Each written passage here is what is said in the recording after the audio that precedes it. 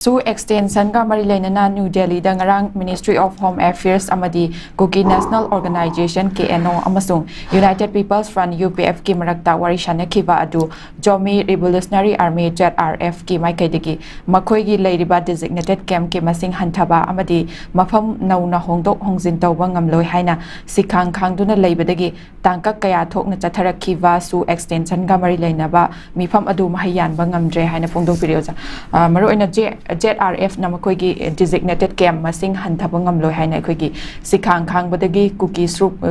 Su group ka MHA gi marakta wari shanabasi mahayan ba ngamdre habani leiriba yaningdaba adegi isu mayam sina maram oraga su extension gi matang se doja karmaina ube ai do phongdok pyo su extension se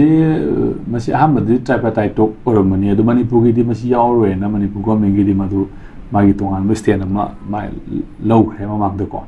ado center na center ka tong no ni na ma center na ma si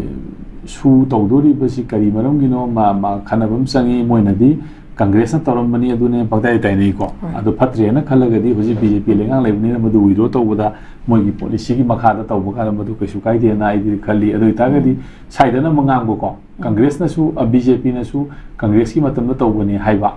adu ga the Congress taw ba potu phatre halaga di BJP na pai matam da handu pai handuk ta ba sigi posigi magi political dilemma ma le risha masi khak yengba nuaite tawgada ba pire ama tawbiu leidana ko tawgada bo ga na Congress taw mi si sumi aduna khoi ka chatha bani haiba adu Congress taw mi du phate aduna hai bosim ko handu e masi posi yadre na lawre hena handopa ma ada bada tawram madu Congress tawram bani na hairaga adum aina makha sa taw du targadi potu ki value ama moisu dum ede tawra sali hena khoi lawa ta bani ko adu targadi moina political minus lawno khona bani na ai interpretation al main leigani aduna leiba pot singa se sugi designated camp handharak pakotharak padu tawada tawba haibuse ma loisalang nugi pandam manung seng helam bai yai ko police makhada adu kaidowi masing hengalai no kaidowi khulai hengalai no su haibu suspension operation matam du deida leigiba masing duga handharak padi yai hengalak padi yade hoi sagi mai loisalak pani na go haibu su haibuse loisanna bi stage amane ba masideda hengalak padi yade ba handharak padi yai adu aduna masi akoina lenga ki policy amon tro ko matamda handarak no hona base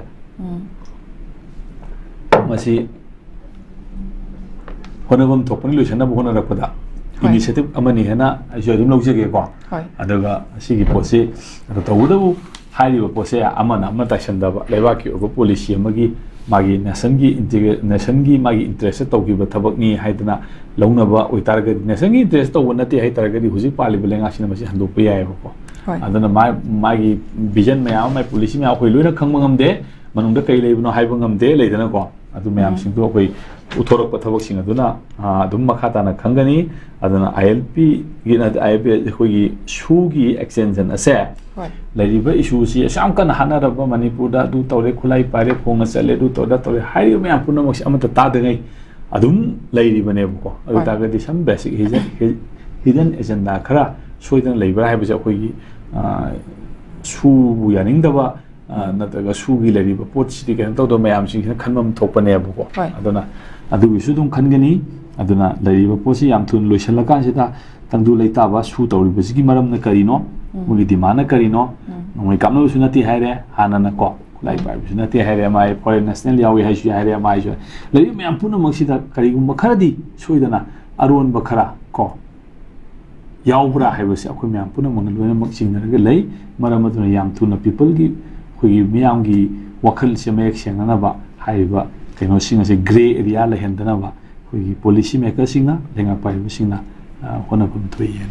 thagachiro ja aduga ngarang se United Maitai Pangal Committee ki mapok kumon thauram pangthokpaga mari lenana ai gi United Maitai Pangal UMPCC gi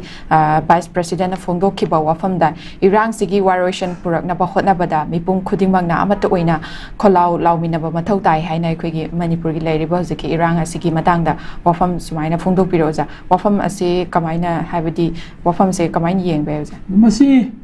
adum hairaga leiba ko koi punamaki daita ne ji ai judum haijari eni mi khudimang haiga ne ko ada tawridi mindset tu karino haibuduma koi